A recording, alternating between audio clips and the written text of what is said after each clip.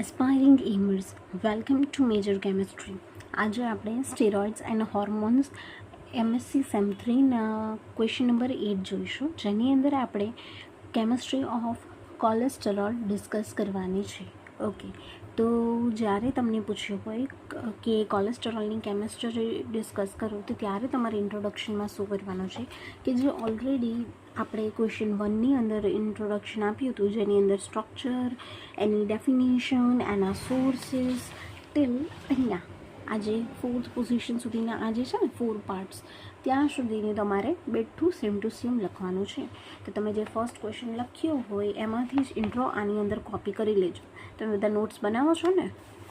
હા, તો હવે આપણે સ્ટાર્ટ કરીએ. અહીંયા પહેલું છે કે કેમિસ્ટ્રી ડિસ્કસ કરવાની છે, એટલે આપણે સ્ટ્રક્ચર ઓફ રિંગ સિસ્ટમ પહેલાં એનાથી સ્ટાર્ટ કરીએ.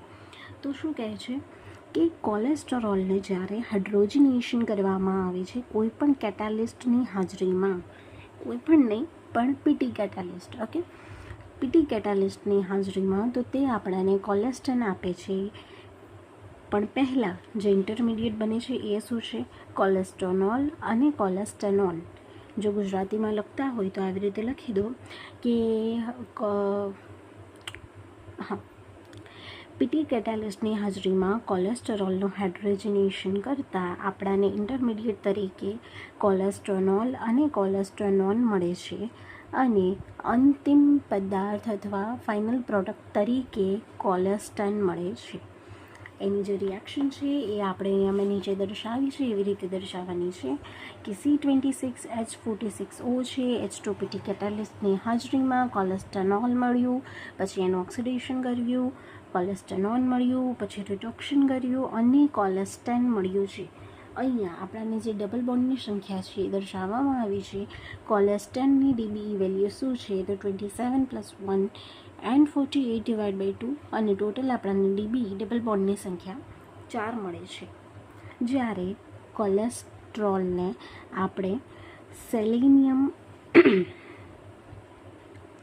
સાથે ડિસ્ટિલ્ડ કરીએ છીએ 360 ડિગ્રી સેલ્સિયસ તાપમાને, ત્યારે ડાયલ્સ હાઇડ્રોકાર્બન જોવા મળે છે. એ દર્શાવે છે કે કોલેસ્ટેરોલની જે બેઝિક રિંગ છે એ નીચે પ્રમાણે આ પ્રમાણની હશે. ઓકે, એટલે એની પાસે 1,2 સાયક્લોપેન્ટાફિનાન્થ્રીન ટાઈપનું ન્યુક્લિયસ છે. આ દર્શાવે છે કે રિંગ A, B અને C છે એ, અને આર ઓકે અહીંયા એડ કરી દેજો કે આર 6 મેમ્બર્ડ, કે એ 6 મેમ્બર્ડ રિંગ છે, અને રિંગ D છે એ 5 મેમ્બરની રિંગ છે. ઓકે, આપણો સેકન્ડ જે છે એ સેકન્ડ આપણે પોઈન્ટ અહીંયા વાત કરીએ કે nature and position of OH group and double bond. તો એમાં પોઝિશન ઓફ OH ગ્રુપની પહેલાં વાત કરીએ તો પોઝિશન ઓફ OH ગ્રુપમાં શું છે? તો કોલેસ્ટેરોલ છે એમાંથી સાયક્લિક કીટોન બની રહ્યું છે. અહીંયા કેટાલિસ્ટ તરીકે આપણે વાપર્યું છે H2 પીટીને. અહીંયા એનું ઓક્સિજન ટ્રાયોક્સાઇડને પણ યુઝ કરવામાં આવે છે. મૂળ ઓક્સિડેશન કર્યું છે. અહીંયા HNO3 પણ હાજર છે. ઓકે, આ રિએક્શનની અંદર ઇન્ટરમીડિયેટ કોલેસ્ટેનોલ બને છે, જેનું ઓક્સિડેશન કરતાં ડાયકાર્બોક્સિલિક એસિડ બને છે, જેની પાસે સેમ નંબર ઓફ કાર્બન્સ હોય છે. તેથી કોલેસ્ટેરોલ છે એ એક સાયક્લિક કીટોન છે. તેથી OH ગ્રુપ છે એને 6 મેમ્બર્ડ રિંગ A સાથે પોઝિશન 3A જોડવામાં આવે છે. ઓકે, બી પાર્ટની વાત કરીએ. આની અંદર જે આપણે અહીંયા એ પાર્ટની વાત કરી દીધી, પોઝિશન ઓફ OH ગ્રુપ. હવે બી પાર્ટ છે પોઝિશન ઓફ ડબલ બોન્ડ. નીચે પ્રમાણે આપણે રિએક્શનને કન્સિડર કરવાનું છે, જેની અંદર કોલેસ્ટેરોલ છે એનું જ્યારે આપણે H2O2 અને એસિટિક એસિડ સાથે રિએક્શન કરાવીએ છીએ તો આપણને કોલેસ્ટેનાઇટ્રોલ મળે છે. જેનું ફર્ધર આપણે ક્રોમિયમ ટ્રાયોક્સાઇડ સાથે ઓક્સિડેશન કરાવીએ તો આપણને હાઇડ્રોક્સી કોલેસ્ટેન ડાયોન મળે છે. જેનું ફર્ધર આપણે ZnHACH સાથે હાઇડ્રોલિસિસ કરાવીએ છીએ તો આપણને કોલેસ્ટેન ડાયોન મળે છે.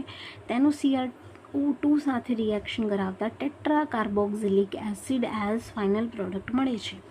અહીંયા 1 to 5 જે આપણને મળ્યા એ હાઇડ્રોક્સિલેશન ઓફ ડબલ બોન્ડ માટે છે, ડબલ બોન્ડના હાઇડ્રોક્સિલેશન માટે છે. અને 5 થી 6 જે છે એની અંદર 2 OH ગ્રુપ છે એ સેકન્ડરી છે અને એક OH ગ્રુપ છે એ ટર્સરી છે.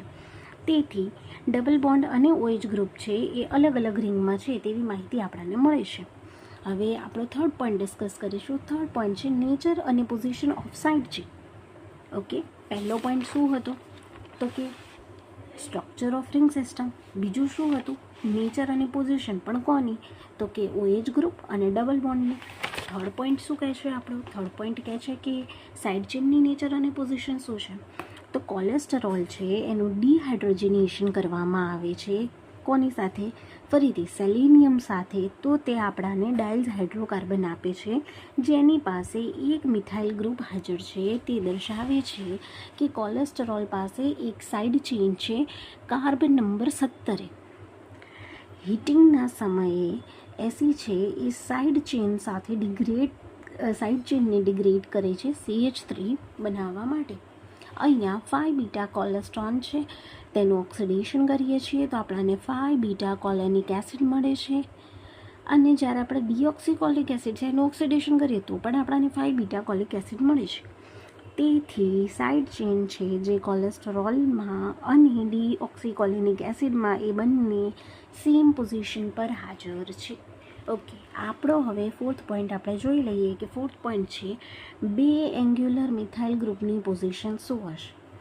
તો એની માટે આપણી પાસે અહીંયા સ્ટેટમેન્ટ છે કે જ્યારે ટ્રાયકાર્બોક્સિલિક એસિડમાં એક એલ્કાઇલ ગ્રુપ છે એ પોઝિશન C10 પર હોય છે, તેથી તે એલ્કાઇલ, મિથાઇલ અથવા ઇથાઇલ હોઈ શકે છે. અને 2 એન્ગ્યુલર CH3 ગ્રુપ છે એ C10 અને C13 પર હાજર હોય છે. ઓકે, ચારે પોઈન્ટ્સ યાદ રહી ગયા હશે. તમારે જો કેમિસ્ટ્રી ઓફ કોલેસ્ટરોલ પૂછ્યું હોય તો આવી રીતનો જવાબ લખવાનો રહેશે. નેક્સ્ટ વિડીયોની અંદર આપણે આ યુનિટનો લાસ્ટ ક્વેશ્ચન ડિસ્કસ કરીશું.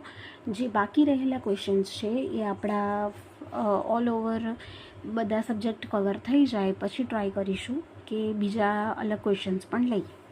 Okay, thank you.